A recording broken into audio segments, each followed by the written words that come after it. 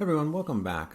Today I want to continue our discussion of Impressionism, but apply it to the specific theme of womanhood, because I think that there's some interesting themes that we can extrapolate from this, and to continue our ongoing discussion about how women play into the humanities this significant role, and the differences between how men represent womanhood versus how women represent womanhood. And we've examined that a little bit before with the differences between Gentileschi and Caravaggio and their representations of Judith and Holofernes. And I wanted to take a look at how the Impressionists start to envision the female experience within the modern world as part of this ongoing narrative.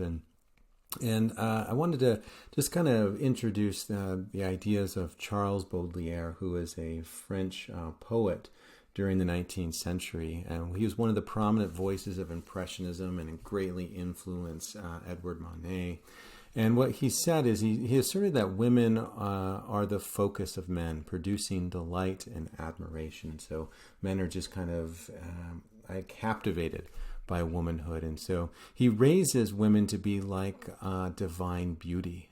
And then they are perfect examples of harmony. And so what do you think about, as Baudelaire is influencing Manet and other Impressionists, when you think about how they're representing womanhood, right? And whether that's kind of a positive element or whether there's some negative drawbacks from this. Baudelaire places women on a pedestal and provides a mindset that the Impressionists grapple with. And I want you to think about how Impressionists are adding to or altering this idea. And then we're going to take a look at some women artists of Impressionists and examine how they represent this particular experience. Let's take a look at some thoughts that I want you to consider as we go through today. First one is, how do Impressionists depict womanhood, and do you think that their representation of femininity would have been beneficial or detrimental to women at that time, right? So as they're kind of influenced by Baudelaire as putting them on a pedestal, do you think that was beneficial, or would it be are there some detrimental aspects of that? And how do female Impressionists represent womanhood differently than their male counterparts, and which representation do you like better as we move forward? And we've examined Manet. Manet was the artist that I was referring to that was heavily influenced by Baudelaire. And what he does within his particular works as his representation of womanhood is he generally tends to represent women being victims of the modern world. And so in some ways, his mindset is that this is a sad commentary of how the modern world takes this beautiful divine entity of women and degrades them and kind of puts them underneath their shoe, and this kind of discards them. And so in some ways, the modern world is objectifying women or exploiting womanhood in one way, shape, or form, whether it's through prostitution, which we've examined before, or whether it's, in this particular case, whether it's the exploitation at work. But the idea is that women have this, divine quality to it in the modern world. The industrial, cold, calculating capitalist world is not appreciating them for that, right? That's kind of the commentary.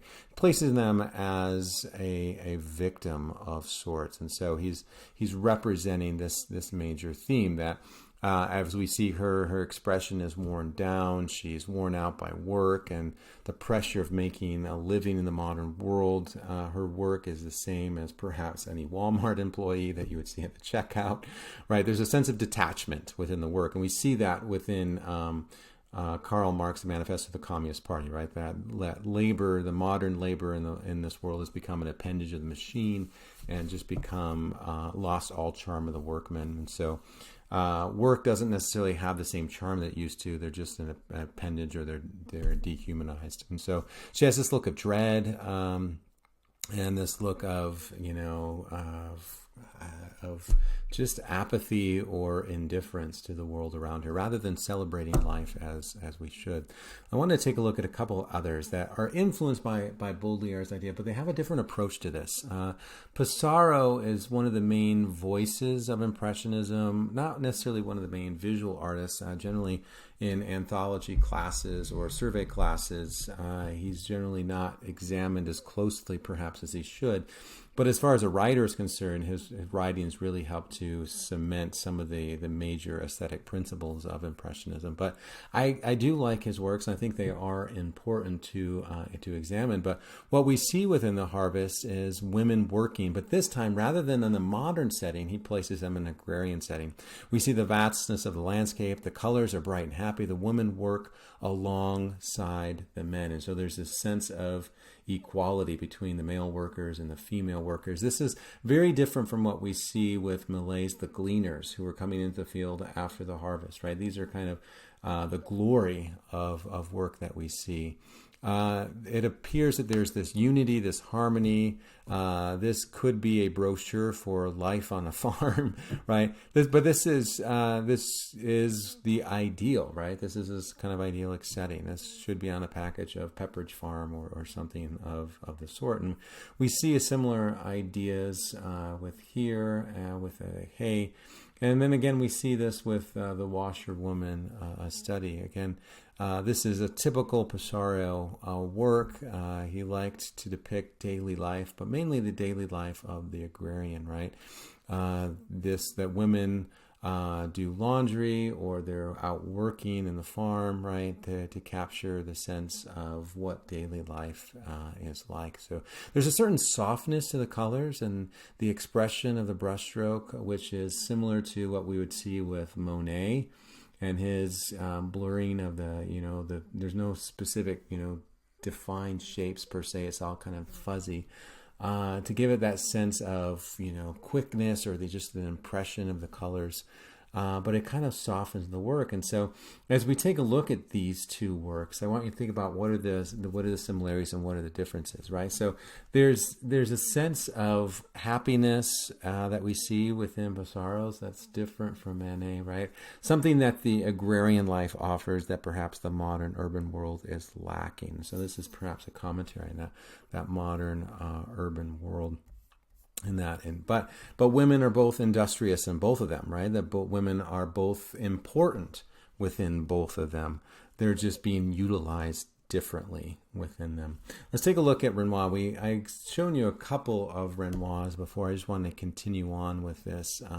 He has an interesting brand of Impressionism that we've examined before. His works capture both the moment in time and timelessness. And so where Monet is really trying to capture the morning or the evening, right, setting it within, the sun or the particular time, what we see with Renoir is that he gives a sense of timelessness. We're not necessarily sure if this is the morning or this is the afternoon, right? So the sun isn't necessarily as big of a role or a factor within his version of Impressionism, which I think is important to know. It gives it this sense of timelessness. It gives it the sense of this dreamy kind of quality that he's trying to evoke within his works. And most people really like Renoir, and I don't necessarily blame them for that. There's a lot to like within his works. There's a lot of there's an ideal, right? There's kind of this aspiration. This is kind of this happy setting that we all wish that we were in one way, sense, or another. His works are always upbeat, and they're always happy, as opposed to Manet, who generally tends to kind of make us feel a little bit sad about the world that we're living and make us to critically examine it. Monet is kind of an escape, and kind of an escapism within that. He often depicts the upper class, though. Renoir works are of the upper class, and so all is well. He doesn't necessarily focus on the richer, deeper complexity of life. In Sisters, we see an older and a younger sister sitting with a basket of yarn. There's a sense of just kind of this connection between them. The water and the trees around them frame the image. The red of the sister's hat connects her with the flowers of the younger sister's hat, right, to connect the two together. There's unity between them. This is daily life for those who can afford not to work. It is simple, it is harmonious, it is void of hardships. But again, other critics can take a look at this and they would question, well, what's being swept underneath the rug? We can see with his works, he applauds beauty and serenity, right? And as some might question whether this is perhaps an oversimplification. I don't know. I don't know where you're at in that, just to kind of throw that idea out there. But I see Baudelaire's ideas, right? Women look beautiful. Women are to look happy, right? They are to be divine, and so he puts them on this pedestal. And again, as he's representing this image of what the ideal woman is, right? He's again promoting what women should be. The question then would be, well, what if this is not you? Or what if this doesn't represent your life? What if you're more like the woman that is downtrodden, right? What if you're kind of the poor? How are you going to feel when he suggested this is what you should be? Again, so thinking about that representation and some of the problems that it might create. This one again with the girl with a watering can is again it's very nice and serene, and there's a lot to like. And just to be honest with you, I do love Renoir. I'm just getting to think more deeply about some of the images and that he's representing. It's a girl with a watering can, right? So it's no one can complain about this being extremely radical, right? It's very beautiful, and I love how the red bow mirrors the flowers behind her, right? So it kind of echoes, right, connecting the colors together. The blue dress are echoed within the bushes in the background. The brushstrokes again are very soft and dreamy. And what I like about Renoir is he doesn't victimize women or womanhood, right? They're just, this is the way that these particular wealthy women are. And so he's not necessarily creating them to be extremely, I guess, victimized by their exterior world that Manet shows us, right? And there's reason to represent that with Manet. But I like that there's that complexity within the discussion. Not all Impressionists are doing exactly the same thing. Having those different voices is important. But I wanted to take a look at some women artists and how they're representing womanhood and how they're doing it quite differently. As we see with Cassatt, she was the daughter of a wealthy Pittsburgh banker, and she received a cultural upbringing, and she spent 5 years as a child in Europe. And she concentrated mainly on figure paintings and specialized scenes of women in Paris interiors. This one's an exterior, but she paints a lot of interior scenes. Degas, who we studied before, he does a lot of the ballerinas, invited her to exhibit with the Impressionists, and she made her debut with them at the 4th annual exhibition in 1879, by which time she'd mastered the Impressionist style, as we see here, her mastery of that style.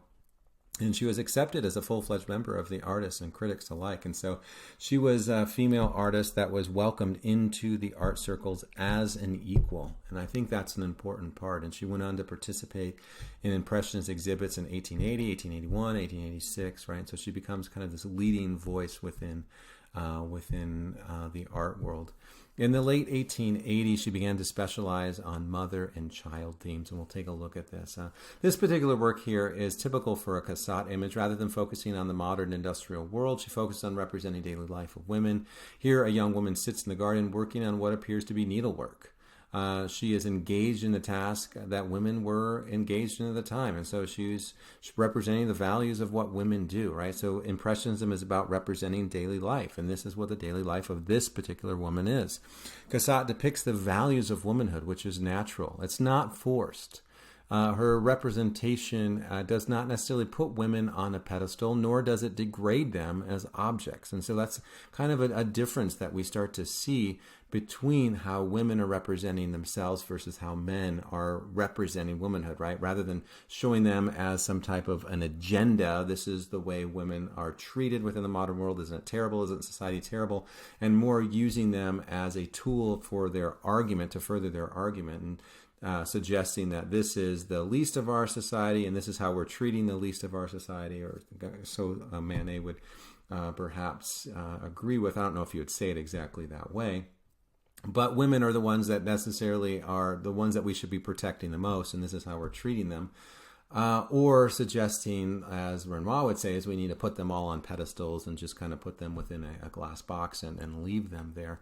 What we see with Cassatt is a little bit different, right? And so I want you to think of whether Cassatt's argument against Baudelaire's image of womanhood, that women should just be beautiful and divine, or she's showing something else. Here's another image that's more representative of kind of her, late 1880s, early 1890s works of, women, or this idea of womanhood. And this is a couple quotes for Cassatt. And I don't know what your thoughts are on these quotes. I think they're just kind of interesting to think about in representation or in connection with her work. She says, "There's only one thing for a woman, and it's to be a mother.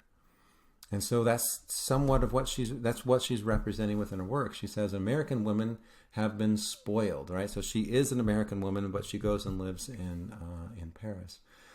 Treated and indulged like children, they must wake up to their duties. And she doesn't necessarily explain what those duties are.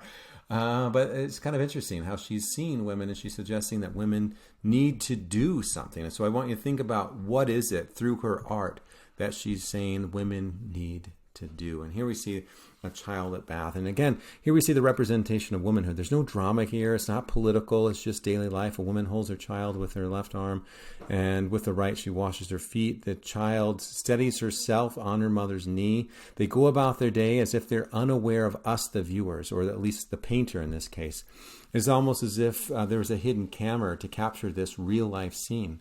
If Impressionism was to capture daily life, which that's one of the main objectives, this is what daily life is like. It's not necessarily to put them on a stage or put them on a pedestal or to put them behind some type of scene to promote some type of political agenda. It's just promoting what life is like, or better or worse. And I love this one because the economic class is obscure. It's unclear whether this is a wealthy woman or a poor woman. It's just people. They are doing ordinary things like giving a child a bath. This is the essence of what life is. Life is not doing something overly important all the time, right? It's doing regular, routine, mundane events day after day. And Cassatt finds value with these. They transcend the ordinary and become extraordinary because we tend to do them. That's what we value. It's what we do all the time is who we are, right? We're not defined by spectacular moments per se.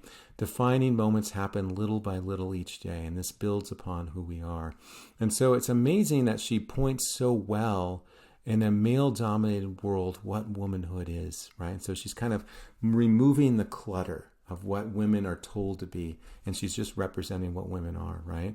Even her friend and mentor Degas stated that it was hard for him to admit that a woman drew so well, right? So here she is kind of, even in a male-dominated world, we have a male artist saying, it's hard for me to admit, but what you do really well, right? And it just wasn't done. However, Cassatt amazingly leaves her mark on the world. And just this is me in 2013 at the Art Institute in Chicago, where this one currently is. And this is before I worked at BYU Idaho, so you can notice the beard. And then this is me with my daughter, right? And so she signs. There's something about this that really calls and speaks to people, and that's something that's intimate in this representation. And both of my daughters really admire Cassatt, and this is my youngest going there, and there's something about this that she wanted to identify with. And as you think about this particular work, I want you to think about how this is different from Passario's Washerwoman, a study, right? And as we think about, some of the major differences between how men are portraying this and how women are portraying this, or Renoir's sisters. And I guess the argument, something to think about, is how important these female voices are. Because if we just have men portraying women, then we're just not really capturing, there's half of the human experience that we're missing, right? And so there's that important element that we need to be able to see and to appreciate. I love this particular image. This is a delicate, natural representation of just one intimate moment between a mother and a child. I love how we see how the mother is unaware, or at least not concerned about us, the viewer. The mother is concentrated and focused, and the girl contrasts this with her playfulness. She is kind of capricious. The child is playfully looking at the viewer, and it's almost the feeling that we're peeking in and interrupting mommy and me time. And she's just kind of standing between me or the viewer and mom to say, hey, you're not getting anywhere near here. This is my mom. This is my time. You can go away, right? But there's this sense of playfulness in her eyes. She's curious. And I love, another element that I love is how Cassatt is able to texture the transparent veil, right? And that's not easy to do with paint, right? So we can kind of see through the translucentness. So it has this kind of texture to it. It has this kind of three-dimensional quality as it kind of lays on the lap of the mother. But also we can kind of see through it and see her clothes underneath it. And that's an impressive technique. I wanted to leave off with Morisot. More Assad is an artist I continually turn more and more to as I get more and more exposure to her work. A lot of her work's at the Musée d'Orsay, and as people are spending time, as I go to Paris and go to the Musée d'Orsay, which has a lot of the Impressionist and Post-Impressionist works, there's a lot of people tend to flock around a lot of the male Impressionists like Monet and Renoir and Manet that are there. I tend to gravitate more towards Morsat. There's something there that's just, there's this richness, this complexity to it that I just keep getting drawn into. And I just wanted to kind of show you some of her works to get your thoughts on this. Here we see another representation of womanhood by a female artist. She was strongly influenced by Manet, so he was kind of her mentor, and then she later marries his younger brother, Eugene. But this one's particularly interesting. That a woman stands in front of a mirror, and she's getting ready for the day. She pauses and looks at herself. Her obstacle is not exterior forces, as we see with Manet. It is the limitations that she places on herself. She is beautiful, but I wonder if Morisot is subtly questioning if there should be more to her than just her beauty, as she kind of looks at herself and kind of thinks, is this kind of superficial to only look or to think about our exterior beauty? And the idea that she entitles this one Psyche, right? A lot of these struggles are interior, right? And so she's representing that interior struggle of this woman staring at herself, and the obstacles, the barriers that she has are her own. It's kind of an interesting representation. Here's a cradle, in just an image, another kind of mother and child representation. A mother huddling over her sleeping child. This is her focus, right? This child is her entire world. It's her life. And I think Morisot is okay with that. It doesn't necessarily say that women have to be or do anything more than that. It's simply an intimate moment between this mother and child. And this particular work is a self-portrait of Morisot, looking at herself, again, kind of thinking about herself as a mirror and thinking about what are the limitations that she brings into this representation, what are the limitations that she has. And so some of these elements about how women are supposed to measure up to the expectations, the roles, to the duties that are in place upon them by society, we see her kind of thinking about that and reflecting on that within her own images. And so this is what provides that richness, that complexity to her works that just kind of draws the viewer in. Here's another one, just another mother and daughter moment on the balcony, right? It doesn't necessarily have to be any more than just what these two people do on a day-to-day basis. It doesn't necessarily have to be that she's out there carrying a suffragette sign, even though that would be cool, and that's fine. But this is just what daily life is like, right? Daily life is like just having these small, intimate moments that start to stack up over time. Or this one, a woman that's reading, doesn't necessarily have to be collecting flowers or being beautiful, as Renoir would suggest. It could just be a woman just lost in her own thoughts, lost in her own world, or lost in the world of literature, thinking, reflecting. Or this is another one that kind of gets us to think about a woman at her toilet. This isn't not a toilet that we would think of in the United States. Toilet would be a mirror where a woman would stand at a desk and prepare, put her makeup on and get ready for the day. So again, the obstacles of women perhaps are in some ways social obstacles that we've been examining with Manet and Renoir, putting women on a pedestal or kind of tearing them down or exploiting them. Those are problems that women face. But some of the problems are also this interiority of kind of looking at ourselves and reflecting. And then just to kind of leave off with a couple more to think about this one summer day. And again, you can take a look at these particular works and how you can see the Impressionist elements of the thicker brush strokes, giving that hurried sense. But just, women off on a summer's day enjoying a boat ride and looking at ducks, right? That is important. It doesn't necessarily have to be a socio-political statement. Or this one, the artist daughter, Julie, with her nanny. And so this is just a representation of the artist and what she finds to be important as an important voice. And I want you to think about what makes these important, or what makes these valuable? How are these different from the other male-dominated voices that we often hear about, right, that are often in survey courses like Monet, Manet, Renoir, right, the big shots of Impressionism? What do these particular artists add to the conversation, right? So what I find interesting is the difference in the way in which men and women Impressionists depict this representation of womanhood, right? Men make it seem a little bit more dramatic or a little bit more romantic, right? Women seem to make it feel a little bit more real, right? And I think that reality that gives us that window into to what this world is like, without the filter of a political lens.